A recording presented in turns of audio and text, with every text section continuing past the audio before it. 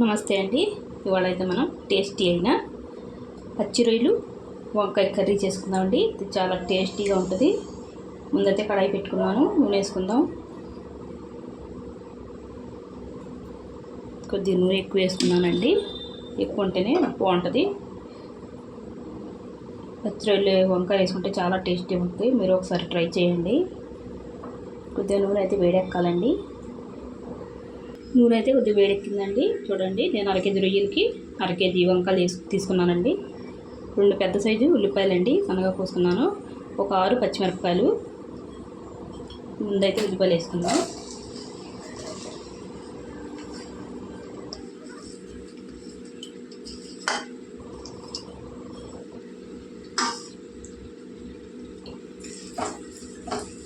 అలాగే ఇందులో రొయ్యలు కూడా వేసుకుందామండి.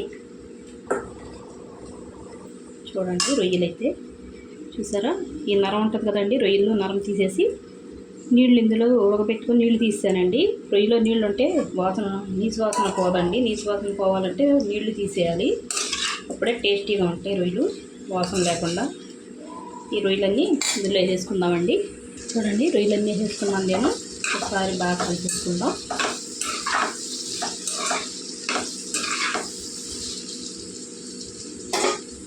అయితే రుచికి తగినంత ఉప్పు వేసుకుందామండి.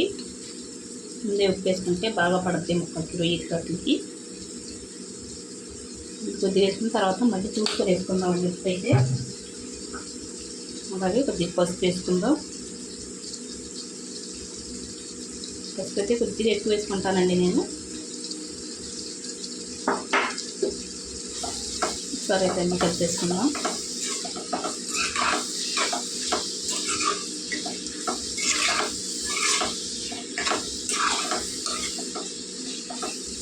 ఇప్పుడైతే మనం ఇందులో వంకాయలు కోసి నీటిలో పెట్టుకున్నాం కదండి, ఇవనండి ఇందులో పెట్టుకున్నాము. ఇవి కూడా వేసేసుకుందాం. కాకపోతే కొద్దిగా పెద్ద సైజు ముక్కలు కోసుకుంటే ముక్కలు అనేవి బాగా కనిపిస్తాయండి మనకి. వంకాయలు లేత వంకాయలండి.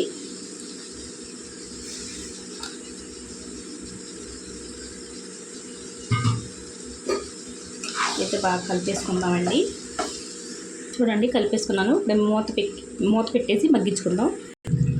చూడండి, ఇవైతే కొద్దిగా మగ్గాయి కదా. ఇప్పుడు మనం ఇందులో మసాలా వేసుకుందాం. మసాలా అయితే ఎక్కువ అవసరం లేదండి. 1 టీ స్పూన్నర వేసుకుంటే, 1 చెంచాన్నర వేసుకుంటే సరిపోద్దండి. మరీ ఎక్కువ అవసరం లేదు, కూరగాయలు కదండి ఇవి. ఒకసారి బాగా కలిపేసుకుందాం మసాలాని. మసాలా అయితే కలిపేసాం కదండి. ఇందులోనే మనం 2 టమాటాలు ప్యూరీ చేసుకొని వేసుకుంటున్నానండి.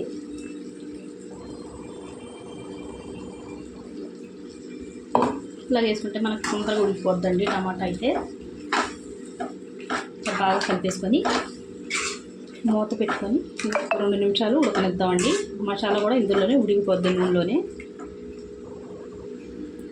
చూడండి, ఇలా నూనె తేలే వరకు వండుకోవాలండి. చూసారా, ఇలా బుడగలు వస్తుంది చూసారా, ఇలా వండుకోవాలండి. ఈ టైంలో మనం ఇందులో కారం వేసుకుందామండి, కూరకు తగినంత. ఎక్కువ తింటే ఎక్కువ, తక్కువ తింటే తక్కువ అండి.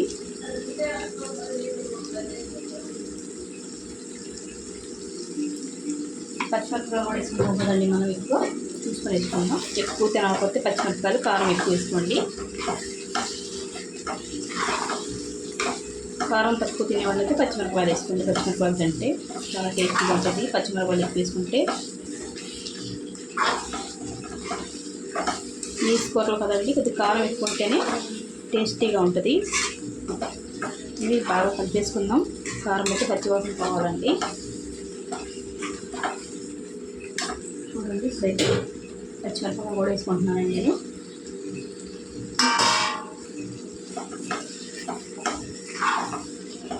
ఒకసారి బాగా కలిపేసుకొని మూత పెట్టి కొద్దిసేపు ఉడకనిద్దామండి. ఒక 2 నిమిషాలండి.